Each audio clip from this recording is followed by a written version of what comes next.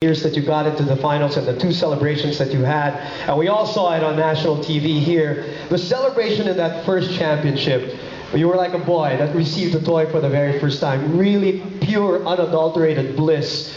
And then the second championship, a little bit more subdued in your celebration. Obviously, that was a grueling series that you went through, not only in the finals, but in the Eastern Conference Finals against Indiana. From an emotional standpoint, can you tell us, though, the difference of the two championships for you? I mean, both of the two championship runs were both emotionally draining because you're going from one series, from one game to the next game to the next game, and a playoff game is probably 5 times as difficult than one regular season game. So, they both was emotionally draining, but the emotions, ran high, ran low. Throughout both series. My first year last year against OKC, we lost game 1, so my emotions was very low at that point in time, and but I kept a cool head about it, and we was able to win 4 straight, and obviously I showed my emotions after that game.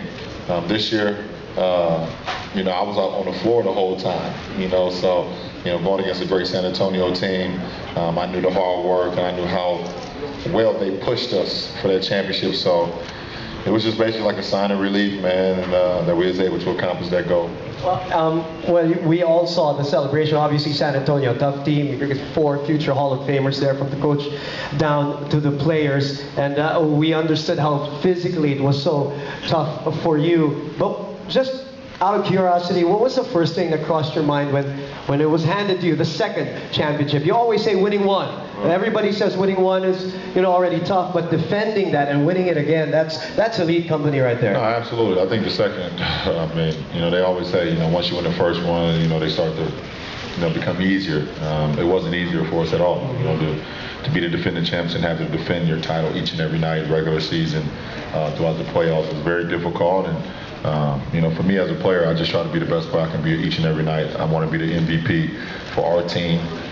Try to be the best player on the floor each and every night. So, I was excited and happy and pleased with myself as an individual. I was able to make enough plays to help our team win. Well, you talk about the individual effort. We all know what you can do individually. You have the accolades, individual accolades to prove that. But you always say it's never been about that. And even in interviews, during your career, you've always been a team player. And it was always about a team. Sometimes you get criticized by it, but you stuck to it, and it's gotten you 2 championships.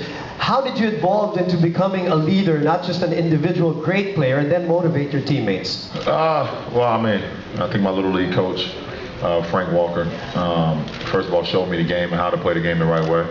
And understanding that no matter how good one individual is, it takes a full team to win championships.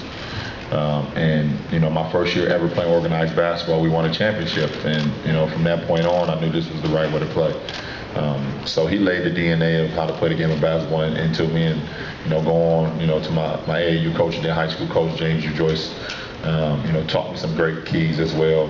Keith Danbrod, also a great coach of mine. And, so I was instilled on how to play the game the right way at a young age, and it's just helped me, throughout, my NBA career. All right, and you talked about young age. I know you do a lot of work with the kids, Lebron. You have your own foundation, also the LeBron James Family Foundation. You do a lot of work with the Boys and Girls Club of America. A lot of kids from Akron, Ohio. Obviously, you have the I Promise band right there. Tell us about your work with the kids, because that's the most important thing for you too. Well, that's besides the game of basketball, that is the most important thing for me, to be able to inspire the youth, not only in my hometown but all over the world. But my hometown of Akron, Ohio raised me. It molded me to the person I am today, to the man I am today.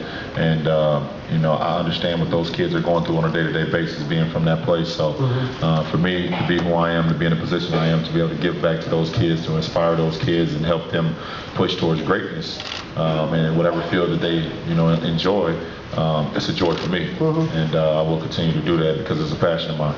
You accepted your MVP award with a lot of kids. You were talking about the I Promise band. What is that all about? For people who don't know, what is that all about? What I Promise band is an initiative of my foundation, where we started with 3rd graders. We followed 3rd graders, throughout grade school, throughout middle school, throughout high school, and their They have mentors and high school kids that Yes. follow them as well. But the I Promise Band is a promise that they will continue to listen to their teachers every day. They will do their homework. They will help others. They will be physically fit and get out and then exercise and do great things. And they will be the best people that they can be every day.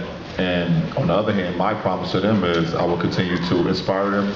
I will continue to be a leader to them, and I will not let them down. So I promise I will not let them down in anything that I do on a day-to-day basis. So it works both hands. I make a promise to them, they make a promise to me, and I can say there's been a success to this point. And obviously, it's all part of striving for greatness, regardless of what field, whether it's sports or anything that they get into. Talking about the kids, and you're going to meet a lot of kids later on this afternoon. Lebron, let's talk about social media. You touched on that earlier. You tweet often, and a lot of them are very entertaining. There's a lot of videos on Instagram. When you do that, as the world has gotten smaller because of social media, do you have any kind of guidelines, or do you just tweet how you feel? No, I mean, for the most part, what I tweet, what I put on Instagram is who I am. It's my life. And